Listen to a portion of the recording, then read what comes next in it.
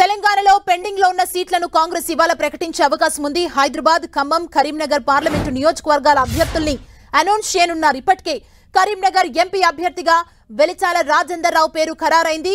హైదరాబాద్ లోక్సభ స్థానానికి అభ్యర్థిగా సమీరుల్లాను ఫిక్స్ చేశారు. ఖమ్మం లోక్సభ స్థానంపై మాత్రం ఇంకా సస్పెన్స్ కొనసాగుతోంది.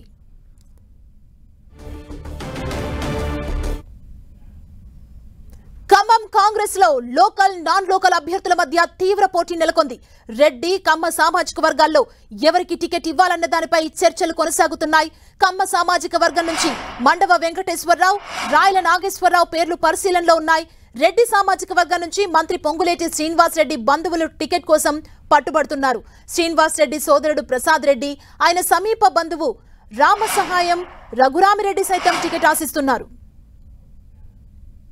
ఇదిలా ఉండగా పార్లమెంట్ ఎన్నికలకు సంబంధించి ఈ నెల 25తో నామినేషన్లకు గడువు ముగియనుంది. అంటే నామినేషన్లు వేసేందుకు ఇంకా 3 రోజులే సమయం ఉంది. దీంతో ఫైనల్ లిస్టును ఇవాళ సాయంత్రంలోగా ప్రకటించే అవకాశం కనబడుతోంది. అయితే ఖమ్మం సీటు ఎవరికి దక్కుతుందా అన్న ఆసక్తి నెలకొంది.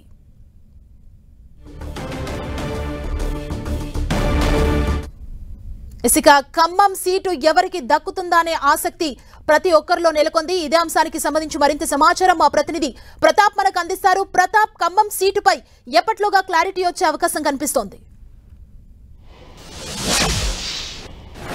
ఖచ్చితంగా కాంగ్రెస్ పార్టీలో అయితే అభ్యర్థుల ఎంపిక అయితే తర్జనభర్జన పడుతున్నట్టుగా కూడా కనపడతా ఉంది. ముఖ్యంగా ఇప్పటివరకు మొత్తం 17 సీట్లకు గాను కేవలం 14 సీట్లకు మాత్రమే అభ్యర్థులను ప్రకటించిన పరిస్థితి ఉంది. ఇంకా 3 సీట్లకు మాత్రం ఇంకా పెండింగ్ కొనసాగుతుందని చెప్పుకోవచ్చు. ముఖ్యంగా ప్రధానంగా హైదరాబాద్, కరీంనగర్, ఖమ్మం ఈ 3 సీట్లకు సంబంధించిన అభ్యర్థుల ఎంపిక విషయంలో కాంగ్రెస్ పార్టీ ఇంకా తర్జనభర్జన అయితే కొనసాగుతుంది. ముఖ్యంగా హైదరాబాద్ విషయంలో కానీ కరీంనగర్ విషయంలో కానీ ఒక స్పష్టత వచ్చినప్పటికీ ఖమ్మం సీటు విషయం మాత్రమే ఇంకా సస్పెన్స్ అయితే కొనసాగుతుందని చెప్పుకోవచ్చు. అక్కడ తీవ్రమైన పోటీ ఉంది. అభ్యర్థులు ఆశిస్తున్న వారి జాబితా ఎక్కువగా ఉండడం కానీ, అదేవిధంగా దానికి సంబంధించిన ఆశావాహులు ఎక్కువగా ఉండడంతో కూడా ఈ ఖమ్మం సీటుకు సంబంధించి హాట్ టాపిక్ అయితే జరుగుతుందని చెప్పుకోవచ్చు. ఖమ్మం సీటు విషయంలో చిక్కుముడులు వీడకపోవడంతో ఇంకా అభ్యర్థుల ప్రకటన అనేది కాస్త ఆలస్యం అవుతున్నట్టు కూడా కాంగ్రెస్ పార్టీ వర్గాల్లో చర్చ జరుగుతుంది. ప్రధానంగా ఈ 3 సీట్లకు సంబంధించి చూసినట్లయితే హైదరాబాద్కు పార్టీ జిల్లా అధ్యక్షుడిగా ఉన్న సమీరుల్లా పేరు దాదాపు ఖరారైందని కూడా చెప్తున్నారు. వాస్తవానికి ఇక్కడ సుప్రీంకోర్టు అడ్వకేట్గా ఉన్న షేనా తుప్తుంపిను ప్రకటించాలని మొదట్లో భావించినప్పటికీ కొన్ని సమీకరణాల నేపథ్యంలో సమీరుల్లా పేరును తెరపైకి తీసుకొచ్చారు. సమీరుల్లాకే దాదాపు ఖరారవుతుందని కూడా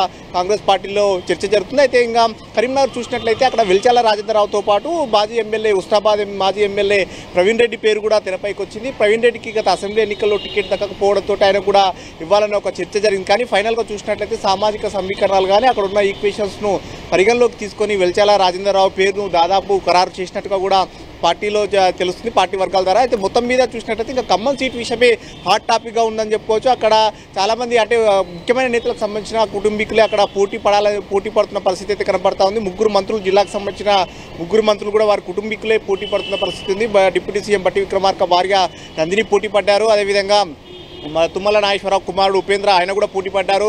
పొంగులేటి శ్రీనివాస్ రెడ్డి సోదరుడు ప్రసాద్ రెడ్డి కూడా పోటీ పడుతున్న పరిస్థితి ఉంది. ఇట్లా 3 మంత్రులకు సంబంధించిన పోటీ ఉన్నప్పటికీ కూడా అయితే ఫైనల్గా ప్రసాద్ రెడ్డి సోదరుడు పొంగులేటి శ్రీనివాస్ రెడ్డి సోదరుడు ప్రసాద్ రెడ్డి పేరైతే బలంగా వినిపిస్తుందని చెప్పుకోవచ్చు. వీరితో పాటు ఖమ్మం జిల్లా అనేది కమ్మ సామాజిక వర్గం కాస్త వాళ్ళ సామాజిక వర్గానికి పట్టున్న నియోజకవర్గం కాబట్టి కమ్మ సామాజిక వర్గానికి ఇవ్వాలని కూడా ఒక చర్చ జరుగుతుంది. ఒకవేళ కమ్మ సామాజిక వర్గానికి ఇవ్వాలంటే కనుక అక్కడ 2 పేర్లు కూడా తెరపైకి వచ్చాయి. ముఖ్యంగా మండవ వెంకటేశ్వరరావు ఆయన నిజామాబాద్ రూరల్ మాజీ ఎమ్మెల్యే కాబట్టి అక్కడ నిజామాబాద్ సంబంధించిన వ్యక్తి అయినప్పటికీ కూడా కమ్మ సామాజిక వర్గంలో కాస్త ఐకానిక్గా ఉంటారు కాబట్టి దాని పేరు అయితే బాగుంటుందని ఒక ఆలోచనను కూడా తుమ్మల నాగేశ్వరరావు తెరపైకి తీసుకొచ్చారని కూడా ఒక చర్చ జరుగుతుంది పార్టీలో. అయితే ఒకవేళ మండవ వెంకటేశ్వరరావు నాన్ లోకల్ కింద పరిగణలోకి తీసుకున్నట్లయితే కనుక అక్కడ అదే జిల్లాకు సంబంధించి రాయల నాగేశ్వరరావు పేరు తెరపైకి వస్తుంది. రాయల నాగేశ్వరరావు గత స్థానిక సంస్థల ఎన్నికల సందర్భంగా కూడా పోటీ చేశారు కాబట్టి పార్టీకి అండగా నిలిచారు. ఆయన వాస్తవానికి పాలేరు నియోజకవర్గంలో బాగా పనిచేసుకున్నారు. కానీ ఆలస్యంగా అక్కడ పొంగులేటి శ్రీనివాస్ రెడ్డి రావడంతో ఆయన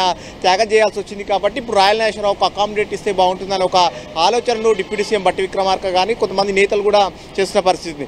ఒకవేళ కమ్మ సామాజిక వర్గం కాకుండా ఒక రెడ్డి సామాజిక వర్గానికి కనుక ఇవ్వాలనే ఒక ఆలోచన కనుక చేస్తే అల్టిమేట్గా పొంగులేటి శ్రీనివాస్ రెడ్డి బంధువులకే మాత్రం దక్కడం దాదాపు ఖాయమనుకోవచ్చు. ఎందుకంటే పోటీ పడుతున్నది కూడా వాళ్ళే కాబట్టి అక్కడ వాళ్ళ సోదరుడు ప్రసాద్ రెడ్డి పేరు ఒకవేళ లోకల్ కనుక ఇవ్వాలనుకుంటే ప్రసాద్ రెడ్డికి, ఒకవేళ ప్రసాద్ రెడ్డి కాకుండా వేరే ఇంకా ఎవరికన్నా టికెట్ని ఇవ్వాలనుకుంటే కనుక రామసాయం రఘురామరెడ్డి పేరైతే తెరపైకి వచ్చిందని చెప్పుకోవచ్చు. రామసాయం సురేందర్ రెడ్డి గతంలో ఆయన 4 సార్లు ఎంపీగా కూడా పనిచేశారు. ఆయన ఉమ్మడి వరంగల్ జిల్లాకు అంటే ముఖ్యంగా మహబాద్ నుంచి కూడా ఆయన చాలా గతంలో రిజర్వేషన్ లేకపోయినప్పుడు ఆయన ఎంపీగా గెలిచారు. అక్కడ ఆ ప్రాంతానికి ఖమ్మం జిల్లాకు సంబంధించి కానీ వరంగల్ జిల్లాకు సంబంధించి కానీ చాలా బలమైన నేతలు కాబట్టి ఆయన రామసాయం గతంలో ఇందిరాగాంధీ హయాంలో కూడా బలమైన నేత కాబట్టి వారి కొడుకు రామసాయం రఘురామరెడ్డి పేరును తెరపైకి తీసుకొచ్చిన పరిస్థితి ఉంది. ఒకవేళ రెడ్డి కనుక ఇవ్వాలనుకుంటే కనుక రామసాయం రఘురామరెడ్డి లేదంటే కనుక ప్రసాద్ రెడ్డికి ఇచ్చే అవకాశం ఉంది. సో ఈ పరిస్థితుల నేపథ్యంలో ఒక ఫైనలైజ్ కూడా వచ్చిందని ఒక పార్టీలో కూడా చర్చ జరుగుతుంది. అయితే మొత్తం మీద ఈరోజు సాయంత్రం ప్రకటించే అవకాశాలు అయితే బలంగా ఉన్నాయి. ఎందుకంటే ఈ నెల 25న నామినేషన్ల ఘట్ట మూస్తుంది కాబట్టి ఈరోజు సాయంత్రం లోపు